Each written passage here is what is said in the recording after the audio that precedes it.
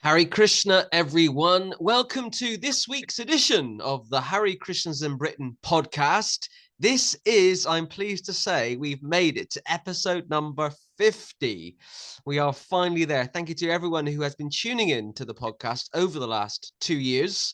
The Hare Krishnas in Britain podcast is brought to you by the Hare Krishna Project, which is a religious term now, a preaching initiative to try and share Krishna consciousness with a new audience. And as you know, one of our kind of principal values is inclusion. We believe really strongly in inclusion. And we don't just believe in it, we try and practice it. And we've tried to do that over the last 50 episodes, and we're doing that again today by including this wonderful devotee on the 50th episode of the podcast. It's really important for me to say before we carry on, my webcam is playing up this week, so sometimes I'll disappear and then the logo will appear.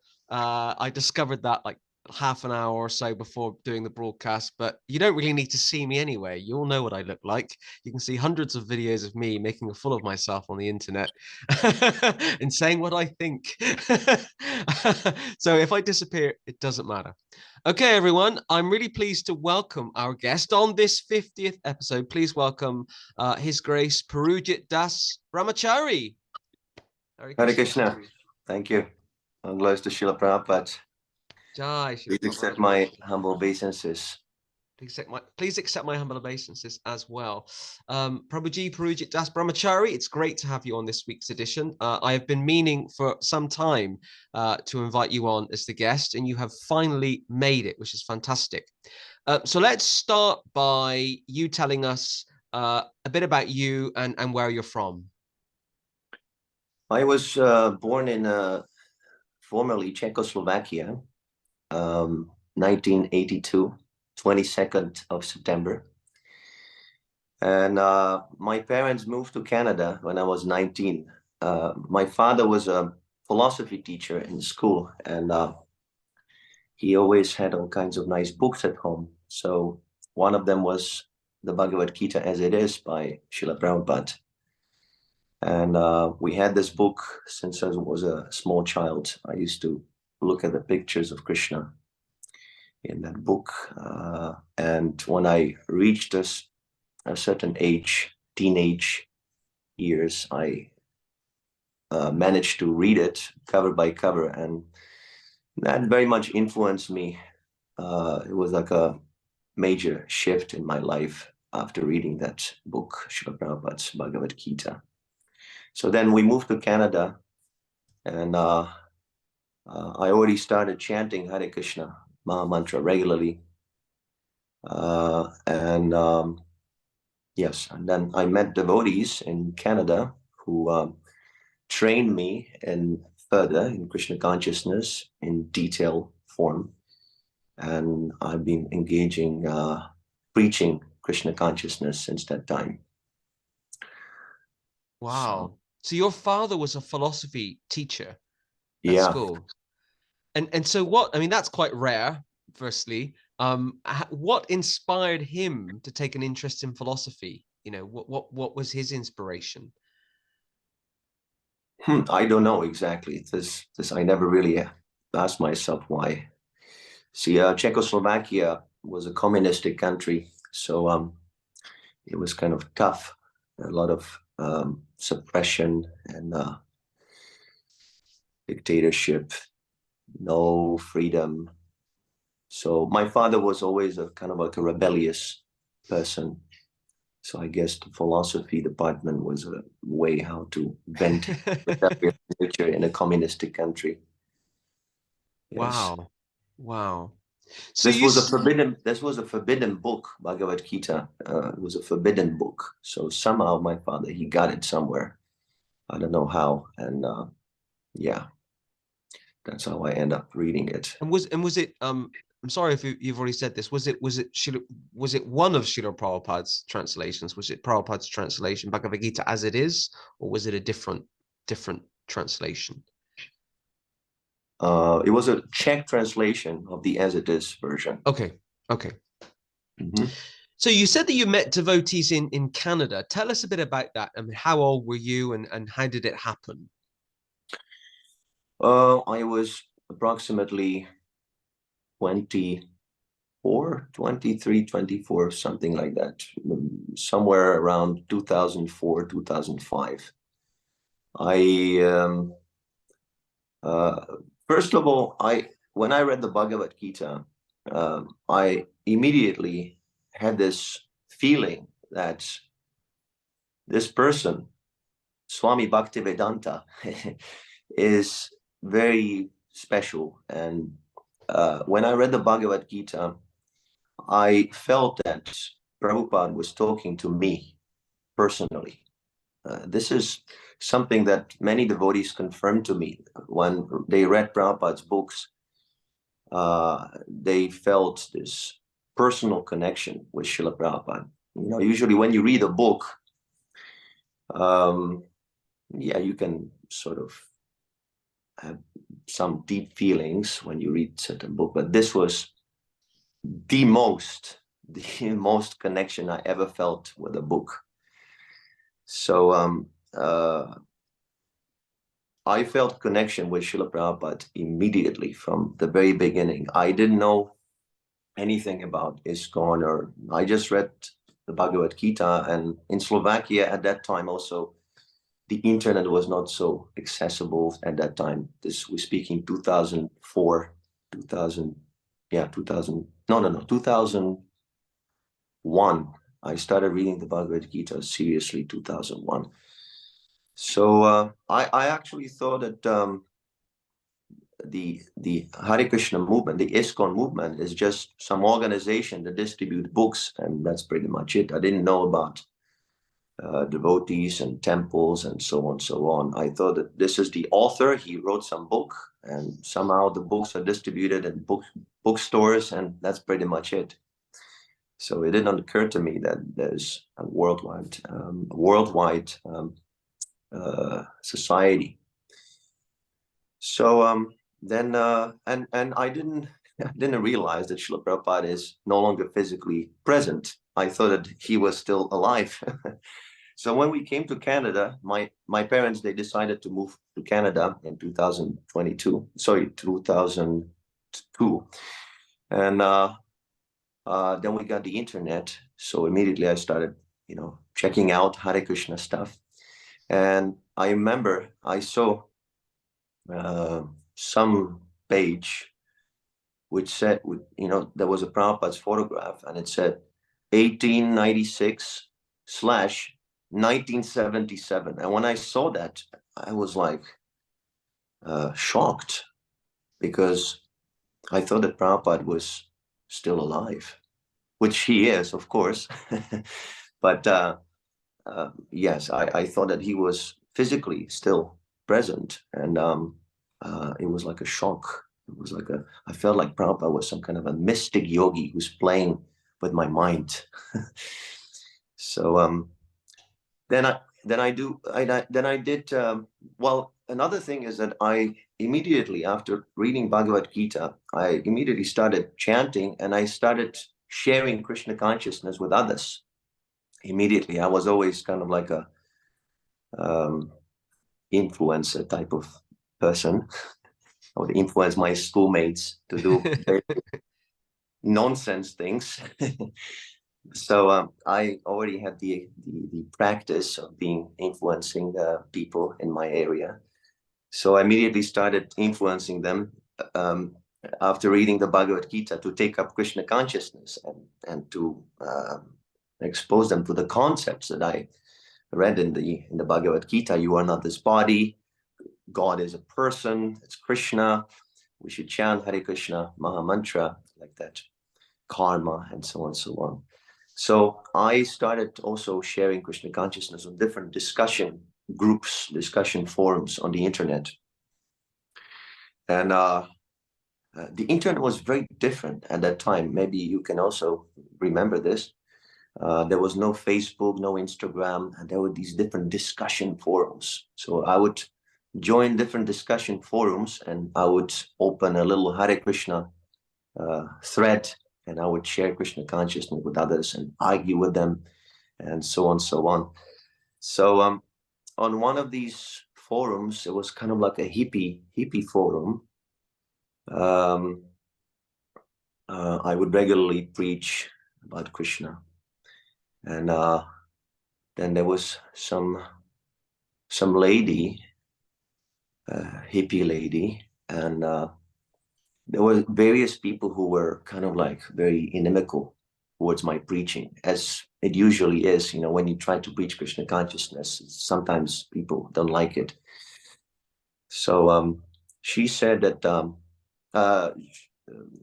she wrote me a message, and she said, "Oh, I think you are a devotee because you're preaching this Krishna consciousness. I think you're a devotee. Are you a devotee?" I said, "Yes, I'm a devotee, and I'm getting abused here." And she sort of like misunderstood, and she said, "Oh, you were also abused? Oh, I know, in ISKCON it's horrible. There's so much abuse. You had to go through this. I'm very sorry." So it was kind of like a misunderstanding. What I meant was that the people who are there on the forum, they're abusing me because I'm preaching Krishna consciousness. They don't like it. And she saw that I was abused in ISKCON, like, one of these children, Gurukul children, and so on and so on.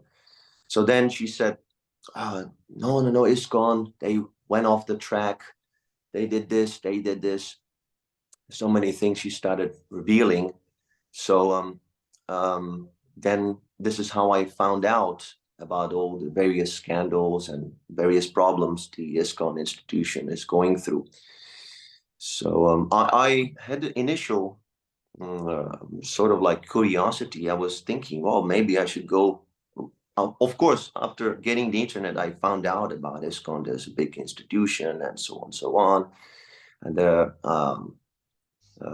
are spiritual masters who initiate after Srila Prabhupada's departure and so on and so on. So I was a little checking it out, of course, but somehow I wasn't really attracted, or I didn't feel worthy. I was at the time wearing long hair, and I had a girlfriend and so on and so on. So I thought, well, I'm not really a devotee. I'm just like a little friend of Krishna. So I never really managed to visit an ISKCON temple. But when this lady, she told me about all these things, and I started realizing that there's something going on. There's a lot of problems, and so I became a little skeptical. And in fact, George Harrison, who also was a major influence in all of this, I was always a Beatles fan, and I could see that there's a connection, George Harrison and the devotees. So George Harrison, he also said something of that sense that he was never really fond of institutions. And since Srila Prabhupada left, there have been all kinds of guys trying to be gurus. And he said that for me, that was never really the purpose of Krishna consciousness. The purpose was to become humble. I'm just paraphrasing. You can look up this quote. You probably know about it.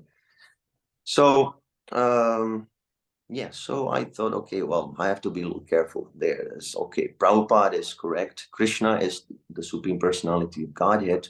But something happened in ISKCON, and it would not be of surprise because institutions, this is a fact, what George said, when the movement grows, then all kinds of people join in, and all kinds of challenges the leaders have to face. So I became a little careful.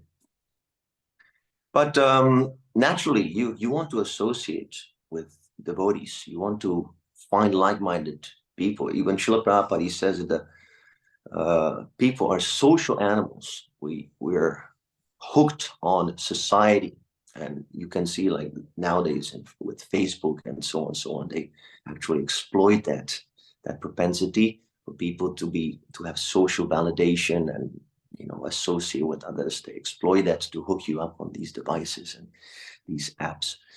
So I was naturally hankering for some like-minded association. So then I found a restaurant in I lived in Canada, Montreal at that time. And this restaurant was run by senior original disciples of Srila Prabhupada and various devotees who were acting, were preaching and conducting programs, mainly the Sunday program, Sunday Love Feast program, outside of ISKCON. So I became attracted and I visited. And the minute I stepped into the temple, they were doing the Godaratik ceremony. I felt, oh, this is my home. I feel so good here. These devotees are so nice. This is exactly, I got the impression that this is exactly what Srila Prabhupada was talking about. These are the people who are following Srila Prabhupada. And, and in this way, I became a little bit more serious by association, way much more serious. By association, one gets the opportunity to take prasadam and reveal one's mind and understand Srila Prabhupada's books more deeply. He gets also more challenged, and he can do service. He can, association is essential. So that's how I sort of came into the association of the devotees. Wow. I love your story. Yeah, I love your story. And obviously now you're in the UK. You're in London, so you've gone from the kind of Czech Republic to Canada. Not Czech Republic. I come from the Slovakia part. Czechoslovakia. It consists of two countries. Okay. So although my father was born in Czech Republic, I was born in Bratislava. That's a Slovakian city. So there's a little difference, but it doesn't matter. Okay. So you went from there to Canada, and you're now in London. But I understand there was a few other places on the way that you stopped at. So I'm kind of want to take the story to London via, I think, Gibraltar, if possible. And I guess I'm also keen to know more about those early years of your Krishna consciousness journey. Mm-hmm. And then I want to talk a bit about Bliss, the organization that you kind of head up. Most viewers and listeners of this podcast will know I wrote a book called the Hare Krishnas in Britain, and I included a little section on Bliss in the book. And I remember quite fondly meeting a member of your team, Maitreya Prabhu, in August 2020. It was kind of the end of that kind of pandemic time, and I remember sitting with him in the park in South London and just chatting about Bliss and Krishna Consciousness. And he talked about you very highly of actually, and that he'd explained how he'd come to Krishna Consciousness and what you and him were doing and stuff. So tell us a bit about that, because I think you spent some time in Gibraltar, was it?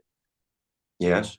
So tell us a bit that kind of how did you get from Canada to Gibraltar? I mean, I don't mean literally on the plane, but what was that kind of spiritually, socially, what was happening to you at that point?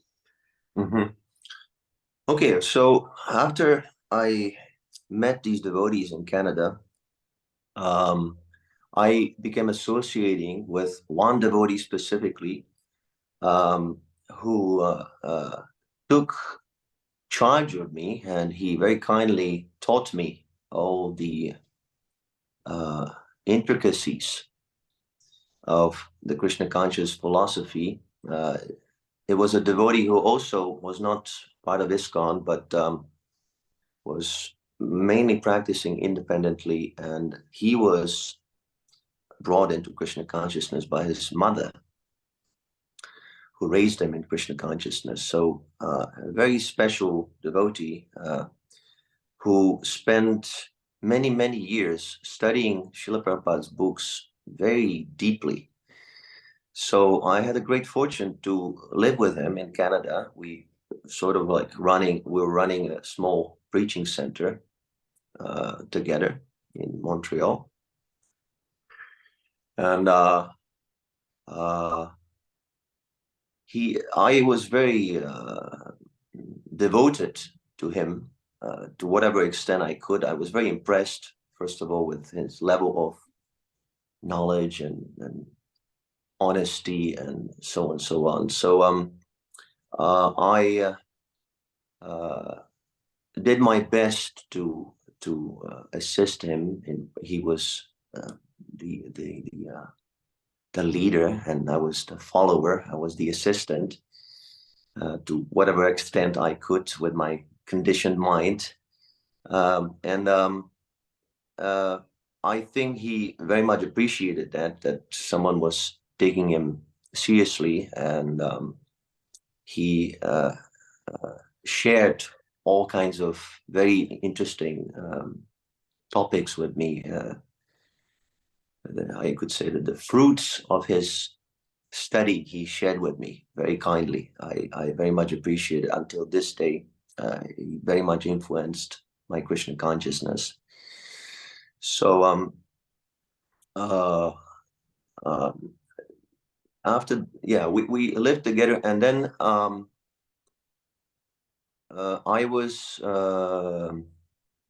I took initiation because this devotee, he recommended me to one senior devotee of Srila Prabhupada. His name was His Holiness Kapindra Maharaj. And he was initiated by Srila Prabhupada in 1970, something like that. And he also left ISKCON in the middle 80s, and he started his own preaching in New York, close to Lower East Side, where Srila Prabhupada started. Kapindra Maharaj was running what he called the Prabhupada Sankirtan Society. So, and he was initiating devotees also as Srila Prabhupada's disciples on behalf of Srila Prabhupada. In other words, he would not claim to be the guru of the devotees, although he was a real guru, but he would initiate them on Srila Prabhupada's behalf. So he had a lot of, again, he would put a lot of emphasis on Srila Prabhupada and on this idea that Srila Prabhupada is the focus in our Krishna consciousness. So even from the name, you can see Prabhupada Sankirtan Society. Prabhupada was already there in the name of that society. So Kapindra Maharaj, again, another influence in my Krishna consciousness. And Kapindra Maharaj, he gave me this name, Purujit. Actually, he gave me another name, Purujit. But then later on, I changed it because it was sort of a mistake. There is no such a name as Purujit. So anyway, that's not so important. So anyway, now from Canada, my godmother who trained me, who I spent time with, his mood was a little different from mine. He was more into study and so on, so on. So there was sort of like a little conflict between us. And I ended up alone in Montreal, running a center myself alone. With all that experience and knowledge, I started preaching alone. So this was a kind of a very intense period in my life because I had no association whatsoever, very minimal association. So I was running the center from my apartment, and I would do book distribution, Harinam Sankirtan, and I would do love feast, something that even now, this is our program in Bliss up until now, book distribution, Harinam Sankirtan, chanting outside and organizing love feasts. So I was doing that all alone for 2 years. And even before this period, I returned to Slovakia. My grandfather, he wanted to see me, so I came to Slovakia. And while I was in Slovakia, I came in contact with one devotee on the internet, and then we met also physically from Slovakia. His name is Makanchur Prabhu, and he was sort of like my first student, and I would train, and it was like a long distance relationship. He would call me, and we would exchange emails, and I would slowly inspire him to chant 16 rounds and follow the four regulative principles and read Srila Prabhupada's books and so on, so on. So while I was preaching in Montreal alone, Makanchur Prabhu was in Slovakia. At that time, his name was Bhakta Miloš. So he was in Slovakia, and he was organizing his center. So this was going on, and then another devotee joined me in Montreal. His name was Bhakta Ronnie. Bhakta Ronnie I met on the street just by doing book distribution. And he was from Israel, but he would travel all around the world. Very wild personality. So he became somehow attracted to the Bhagavad Gita, and I said, I have a Bhagavad Gita class. Why don't you stop by? And he came, and I would make some Krishna prasadam, some halava. So he liked that very much, and we would talk after the class. And he was telling me about his traveling. I was there, I was here, and I'm going there, and I want to go there. So much passionate traveling. So then I asked him, while you're traveling, what is your goal? What are you trying to accomplish? And at that point, Bhakti Rani, he became silent, and he didn't know what to answer. He said, I don't know. And I said, isn't this important? You're traveling, but you don't know what you're searching for, where you're going. Why don't you stay here with me for some time and practice Krishna consciousness? And Bhakti Rani agreed. He said, okay, why not? And he stayed with me for 7 years. Wow. In the apartment, yeah. So that was the beginning of Bliss, our society, Bliss. Bhakti Rani, Bhakti Miloš.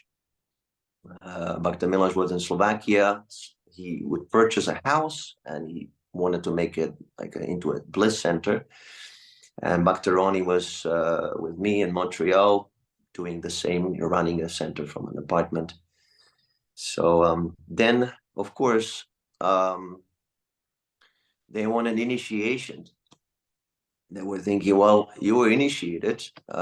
We also want initiation. That would be nice to be initiated. So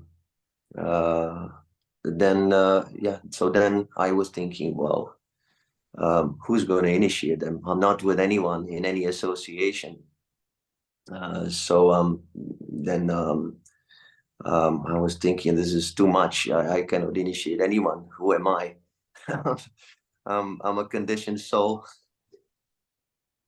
So I was not very much happy with this situation.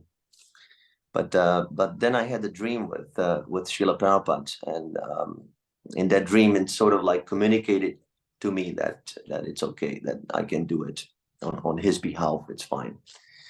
So and I did a lot of research on the initiation and diksha and shiksha and all these. I think you also touched on these topics in your podcast and in your book. It is not so easy. It becomes very mysterious. The deeper you go into it, the more mysterious it becomes. But from my understanding, it is very simple. Srila Prabhupada is the Acharya who has given us, all devotees, all the world. He has given us this great knowledge of Krishna consciousness. He's introduced us. So we can definitely be gurus, definitely. And we can bring people, we can teach them, because Guru is a teacher. We can teach them how to be good followers of Srila Prabhupada. So far, for me, this is the basis. Whether you call it a Ritvik or Diksha or Shiksha or this and that, these are just details. The main function that we as followers of Srila Prabhupada should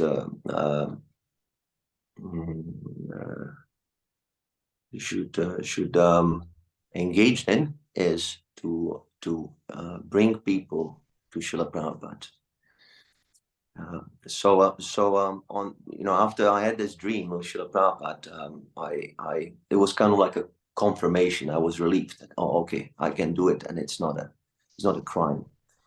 So I initiated him with the names Ramachandra. Bhaktarani became Ramachandra, and Bhakta Milosh became Makanchur Prabhu. And yeah, that's the beginning of Bliss. We at one point we had 3 centers, one in Germany, one in Montreal, one in Slovakia. But of course, some challenges came and some conflicts, and my understanding also became more and more clarified.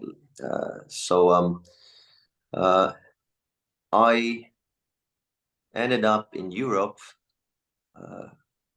Ramachandra Prabhu stayed in Montreal. He ran the temple for some time. Then he also decided to come to Europe, and Europe meaning Slovakia. I would stay with Makanchur Prabhu, who very kindly invited me to his new center there in Slovakia. And then we were invited by one devotee in Spain to run a center in Spain. So we were there for some time, actually for quite a time. And that's where we met Maitreya. Actually, Maitreya came to Spain to join us, to get training and to get initiated into Bliss. And then we went to Gibraltar. We're running a small center there.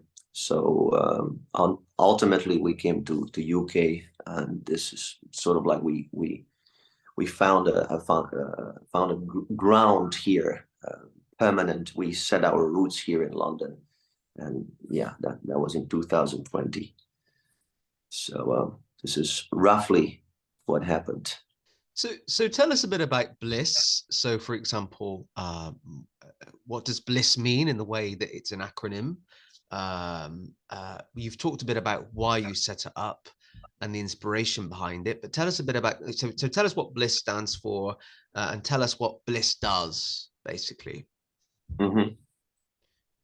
Yes, sometimes when people ask what is Bliss, all I can say, Bliss is International Society for Krishna Consciousness. That's the best description of Bliss. Bliss is the acronym for Bhaktivedanta lives in sound society. So Bhaktivedanta, of course, stands for Srila Prabhupada. And it is the expression of that initial feeling I had when I read Srila Prabhupada's book for the first time, that Srila Prabhupada is alive. He is alive in his sound vibration, in his writings, in his lectures, and he can inspire you. He is with you. He can give you strength in Krishna consciousness. So that is the root of our society, Srila Prabhupada's guidance and his presence. And yes, so and you've recently, I think, moved to a new temple or a new building. Tell us a bit about kind of where you're based now, and what does Bliss do? I mean, you've talked a bit about prasadam already, but I love prasadam as well. But just tell us what Bliss does as an organization. Yes, well, we're very small. We have a place in South London now. We have rented a very nice house So devotees, they have space, and we have a nice temple room. We're not getting any noise complaints anymore. We organize a love feast every Sunday, and we have classes that are streamed also on online Facebook. We have quite a big attendance.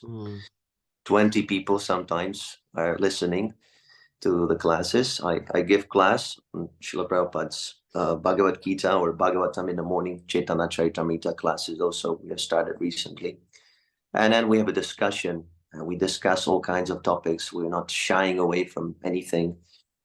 That is kind of like a success online. And also people come here, especially for the love feast. We give them prasadam, we chant together.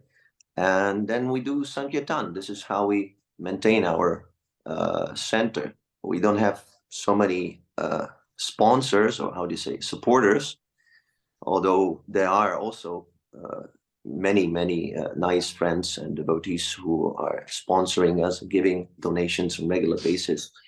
But the major portion of our income comes from Sankirtan, from book distribution. And then we go out and we do chanting Hare Krishna, Mahamantra, Harinam Sankirtan with Madangas and Kartals every Saturday in the center of London, or sometimes in various places. And our main activity is book distribution. Our devotees are distributing rain or shine. Even now, as I'm speaking here, they're working hard outside distributing Prabhupada's books. And whenever I look at the photos on the Bliss Facebook page, there seems to be, I mean, you mentioned that Bliss is small in terms of the team, but it looks like it's growing, or you're giving the impression that it's growing. I see new people and new faces appearing. Originally, well, not originally, but certainly when I became familiar with Bliss, it was mainly yourself and Maitreya Prabhu. And then I start to see these other brahmacharis or people appearing in saffron. And I've recently noticed there's a lady as well now, which is fantastic. So you're showing, certainly looks like you're growing. Oh, yes. We have grown. My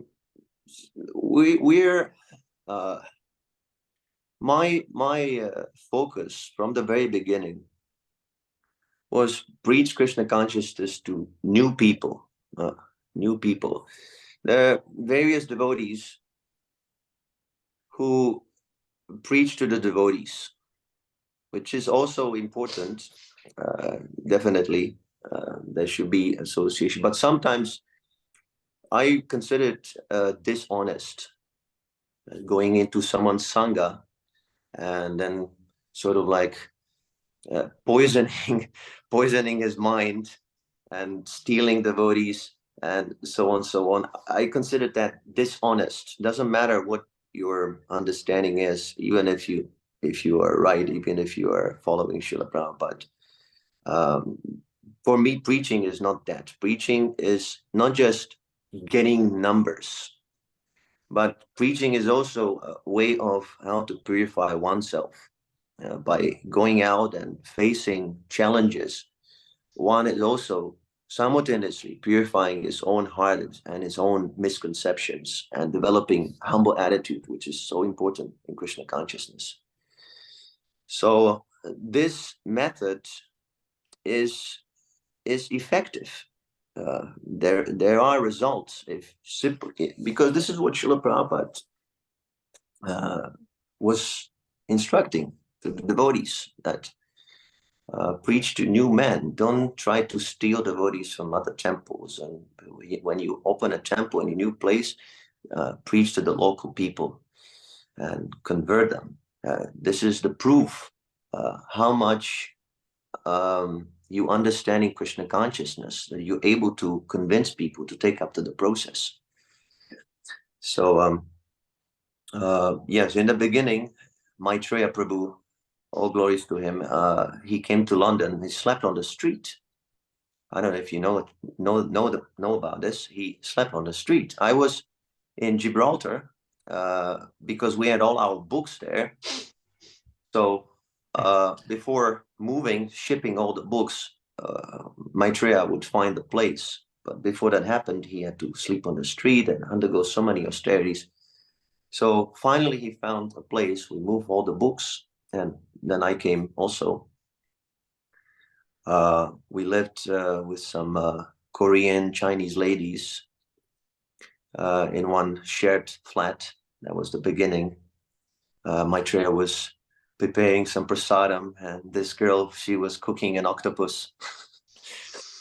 This was the condition we were preaching in, and then we moved to a garage in Edgware.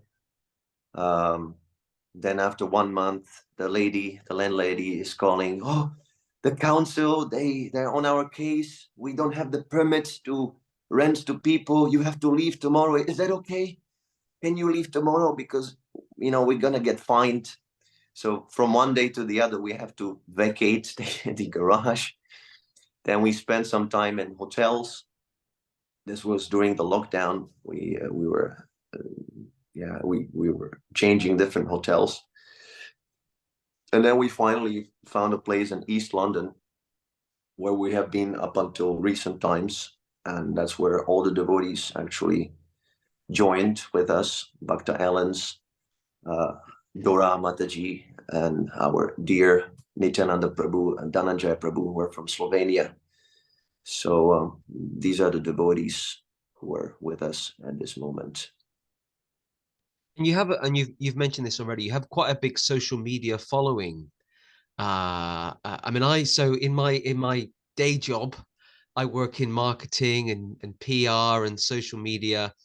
And obviously with Facebook, you're kind of scrolling through and you're looking at things. And I always stop at Bliss when I see it, because firstly it's Bliss, and I like Bliss. I think what you're doing is great. Secondly, the photos are really good. I don't know who's taking the photos, but it looks like it's a professional photographer. It's a good camera, and the angle's good and the color's good.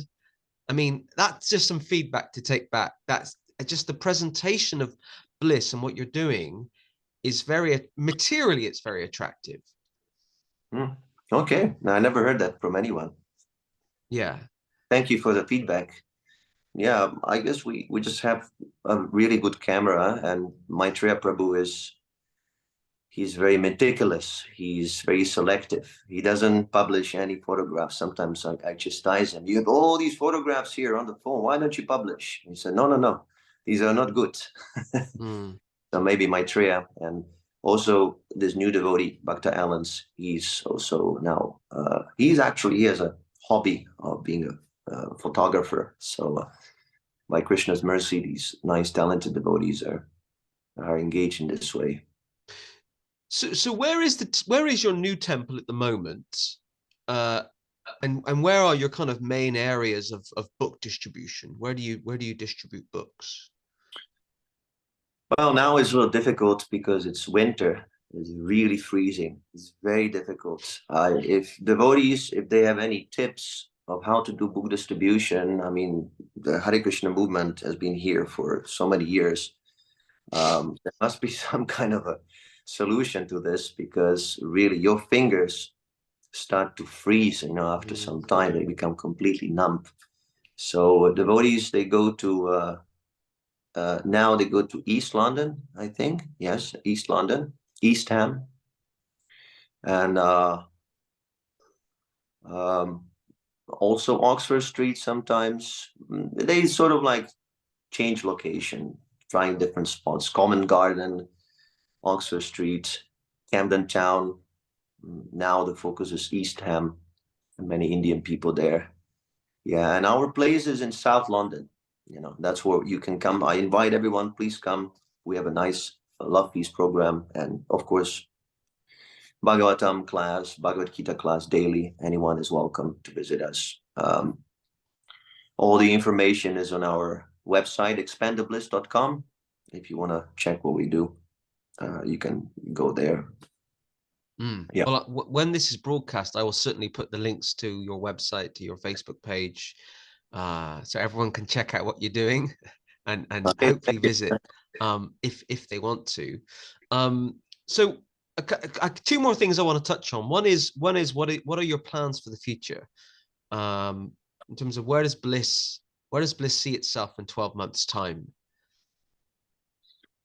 Well, we want to expand the Bliss as many devotees as possible. I mean, quality devotees. Uh, so yeah, we want to expand as much as possible.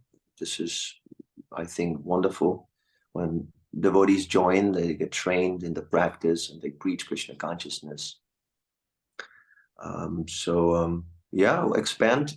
One thing is that I always take it according to the devotees. Whoever comes, we adjust the situation accordingly. There's no specific plan, except, of course, preaching Krishna consciousness. But we take it, if people come, more people join, then we rent a bigger place and expand more. If possible, we can start a farm project and like that. It depends on Krishna. Whoever Krishna sends will arrange accordingly. The guidance is there in Srila Prabhupada's books. Ultimately, we want all classes of people to join this Krishna consciousness movement, not just join as monks, but in whatever capacity. This is what I like about your projects, because I follow your preaching and activities. And it's kind of like it's not exactly full-time brahmachari, this stereotypical Hare Krishna preaching. You trying new avenues, engaging with public in a different way. So definitely, this is also our desire to engage as many people from many varieties of groups in Krishna consciousness. I think this is the beauty of Krishna consciousness, that it is not stereotypical and it is not dogmatic and it's not a religion. It is a science. It's applicable to everyone. So yes. Well, thank you. Yeah, I mean, the way, one of my understandings of Krishna consciousness is it's for everybody, or it should be for everybody and anyone who chooses to take it up. And ultimately, it's it's certainly in Western culture and Western society, it's very difficult to fit into certain ashrams or to be given certain labels, and ultimately we should recognize, as Srila Prabhupada recognized, that it's okay to have a job. I mean, you mentioned earlier about you had a long hair and a girlfriend. Well, a view could be it's okay to have a long hair and a girlfriend and chant Hare Krishna. We want to encourage all people, of all types of people, to read Bhagavad Gita as it is, to chant the Hare Krishna mantra, to give up eating meat, to give up drinking alcohol, to live a life that is as much as possible God conscious or Krishna conscious, according to their understanding, to their nature, to their background, to their designation. And something you said about 10 minutes ago, and I should have come in then, but I didn't want to interrupt you. But it was around how you don't like to, and I agree, I'm the same. You don't like to kind of interfere with other groups or go on into their territory. I did some research about 2 years ago that basically concluded that there's around 20 different mats in the UK, around Gaudiya Vaishnava groups in the UK. Of the UK population, 68 million people, only 0.002% of that population is chanting Hare Krishna. Right. That's not really, that's great, big jai, but there's a lot of work to be done. We don't need to compete with each other. We don't need to go into other people's territories. Let's just say, for argument's sake, 1 million people in the UK have heard of Krishna. Maybe, but let's say it's 1 million. There's 67 million who never heard of Krishna consciousness. Yes. There's a lot of work to be done, and I, like you, don't want to waste my time arguing with people about little details. And why are you dressed like that? Why is your hair like that? Why are you not waking up at 5 a.m. instead of 4 a.m. or whatever? For me, those things are really that important. It's about how do we share this wonderful philosophy with people that need it. They just don't realize it yet. Well, they're important. The rules and regulations are essential, but we have to consider not everyone is on the same level of taking it so far. And as you see from the example of George Harrison, we also have to understand what is the essence of Krishna consciousness. It is not the rules and regulations. Actually, Srila Goswami, he explains in the Upadeshamrita, he gives different obstacles in Krishna consciousness, and one of them is the niyamagraha obstacle, following the rules and regulations simply for the sake of following without understanding the purpose of the rules and regulations. So this is why, as I said previously, the preaching is not only to enlighten people about Krishna consciousness, but also it is for our own self-purification. The more one is preaching Krishna consciousness and trying to bring people to Krishna consciousness, especially those people who are completely unaware of Krishna, the more we understand how sensitive this process is. It's almost, basically, we're trying to revive people's lost relationship with Krishna, their lost love. Love cannot be forced. So it's a very, very sensitive procedure, and we have to be very, very gentle and kind. Certainly not start with the rules and regulations and shame people for not following and so on and so on. This doesn't lead anywhere. Actually, Rupa Goswami also says it first, somehow or other, and Srila Prabhupada puts it, somehow or other, make them Krishna conscious. Try to see the common ground. Why are they attracted to Krishna? And you start from there. And rules and regulations, they're important, but they can be introduced when the person is ready to follow them and he understands why he follows them. See, someone might be following the rules and regulations for some time, but without understanding the goal of the rules and regulations, he might later on give up. And that's what we have seen. There are many devotees who have committed horrible things one would not even expect from a non-devotee person. And it's all because of this, I mean, there are various reasons, but this is one of them, that we don't understand the essence, and we're not trying to share Krishna consciousness for our own self-purification. We're obsessed with this idea of getting the numbers and be successful and compete and so on and so on. I like your attitude. I really, really like your approach. Somebody once, one particular, I won't mention the name of the sannyasi, but one particular sannyasi was talking.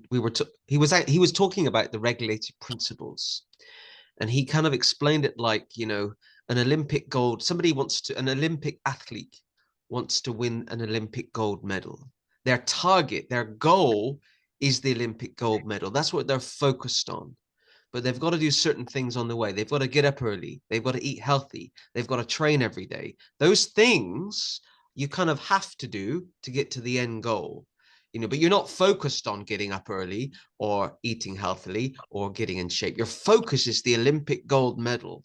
And in one sense, that's the same with, I don't know, Krishna consciousness. Our focus shouldn't be on, you know, following these regulative principles. Our focus should be on, you know, going back to Godhead, to living a, you know, life of spiritual wonderfulness with Krishna. These hurdles are just kind of obstacles to get through or go over, but we shouldn't really be attached or focused on them in themselves. Yes. Yeah. We have to be careful at the same time, because the bad association, sinful association, can hamper our enthusiasm in Krishna consciousness. Prabhupada says that you try to ignite a fire and at the same time you're pouring water. That cannot work. It doesn't work. But while presenting Krishna consciousness and preaching Krishna consciousness, we have to become humble and tolerant and compassionate. This is more important than even knowing the philosophy. You might know the philosophy, you might be a great Sanskrit scholar, but if you don't have the heart, if you're not kind, you will not impress anyone. So yeah, we try to preach Krishna consciousness with that in mind, that this is for our self-purification. It's not to get numbers. Okay. There's one more thing I just wanted to touch on before we kind of finish. We've been chatting for almost an hour now, which is fantastic. These podcasts always kind of go really, really quickly. For me, it was really, really important to include Bliss in my book, The Hare Krishnas in Britain, because you are a Hare Krishna group in Britain that's practicing Krishna consciousness, that's promoting Krishna consciousness. And I included Bliss in the context of something called the Ritvik order. I remember, I've talked about this a lot, my kind of early days in ISKCON. I remember, I've told people this story many times. I was Nathan at the time, which my mother still calls me Nathan. And I was on a minibus one day going on a Harinam. And this Brahmachari said to me, he looked at me and said, "You know what, Nathan? You can only go back to Godhead if you're an ISKCON." And I remember kind of cringing and thinking about my time in evangelical Christianity, thinking, my goodness, what have I got myself involved with? You know, another kind of fanatical group. And I then went on this kind of journey of exploration, trying to understand, you know, all these different groups and different mats and different branches in Lord Chaitanya's family. And I've loved the last 2 or 3, 4 years of researching and trying to understand different kind of flavors of Krishna consciousness. And I remember a couple of years ago, I came across something called the Ritvik order. And obviously from a kind of ISKCON tuning or an ISKCON background, when most people think of the Ritvik order, they think of something called the IRM, or the ISKCON revival movement. And I remember when I told a devotee, hey, I'm going to include some Ritvik groups or some Ritvik stuff in my book. And then, oh, I can't believe you're doing that. That's terrible. You know, I'm like, well, why is it terrible? And I was trying to really break down those barriers to trying to understand, certainly devotees in ISKCON, why they have this kind of barrier, this social barrier. And when I was researching for the publication of the book, I was very intrigued, firstly, to find out that there's quite a few Ritvik groups that follow the Ritvik order in the UK. And believe it or not, because you and I have never really spoken before, of all the devotees that there are, the one devotee that really explained it to me really well was Maitreya Prabhu. No. And I remember I had some questions for him, and he said something to me that really kind of, wow, I might not personally follow it, but I understand it now. I understand it in terms of what it means to those that are followers of what we might call the Ritvik order. And I firstly want to say I really appreciated my time with him. My video is going funny now. I'm talking about the Ritvik order. There we go. Krishna doesn't want you to talk about the Ritvik order. Do you know what? I did a podcast on something else a couple of months ago, and my camera, it kept freezing and crashing, and it was very interesting. But so yeah, and this is just, I guess, a personal view now in terms of I'm trying to be objective here. My observation of groups in the UK that follow the Ritvik order. You are one that really is very positive. You're out there, and you're growing, you know. And I'm rambling a bit now, but I was having a conversation with a devotee in ISKCON about 2-3 weeks ago, and he was very strongly of the view that because of what's happening now in ISKCON, with a lot of the abuse and the cover up of 50 years is now being uncovered. we're starting to see a repeat of the 1980s again, where people are becoming attracted to this Ritvik philosophy, if we can use that label. So I guess, what are your kind of thoughts and your kind of on that in terms of, I guess, the Ritvik order, your understanding of it, and how is that important to Bliss and your preaching work? I would like to distance myself from this because it's not important. It's not important. The Ritvik order deals with the formality, of initiation, and it is not important. This formality of initiation, or who does the formality, actually that is what the whole fight is about. Who's going to do the formalities? So to me, it's just politics.